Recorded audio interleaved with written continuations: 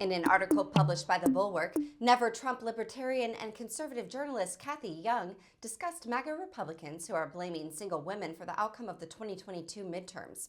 After a disappointing election, many Republican pundits have taken to blaming unmarried women and young voters for the lack of the red wave that they were expecting.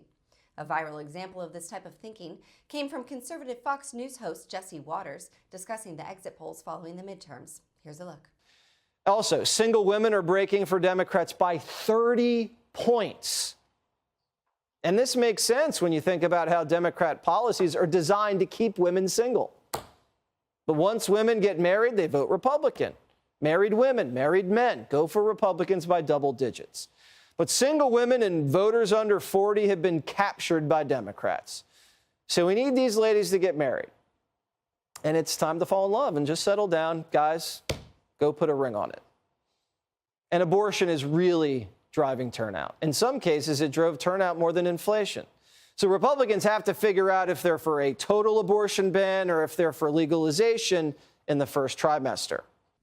At times, conservative journalist Kathy Young has been vehemently critical of parts of third-wave feminism, slamming rhetoric like mansplaining and manspreading as the type of misandry that sours both men and women on feminism and does nothing to advance the cause of gender equality.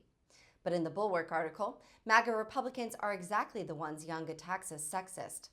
Young cites specific examples starting on November 9th, when Inez Stepman of The Federalist tweeted, "We have to reckon with this as a political force. On the right, we love to mock and complain about this, but millennials will have the highest proportion of unmarried and childless women hitting 40, probably in all of human history, and they will vote to ruin your life."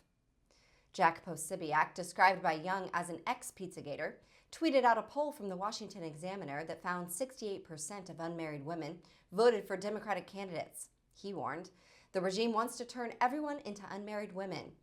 And according to Young, the Babylon Bee's Joel Berry was especially vitriolic when tweeting, "Unmarried women in America are lost, miserable, addicted to SSRIs and alcohol, racked with guilt from abortion, and wandering from partner to partner. They are the Democrats' core base now, and the Democrats will do everything possible to manufacture more of them." In her article for The Bulwark, Young pointed out that never married women actually are less likely than married women to use antidepressants. She also suggests that right-wing pundits who describe female Democratic voters as cat ladies aren't going to get more women to vote Republican that way. She writes that whenever conservatives respond to unfavorable election results with imprecations against single women and start to echo the more fetid corners of the online manosphere with slurs about cat ladies, it doesn't exactly do a lot to rebuke the charge that the right's real agenda is to restore patriarchy and bring those pesky independent females to heel. Trashing a group of voters for not voting your way is not a great way to bring them over to your side, she added. It's clear that this is all about Republicans telling themselves that entire groups of Americans are not legitimate voters or citizens and don't deserve a say in government.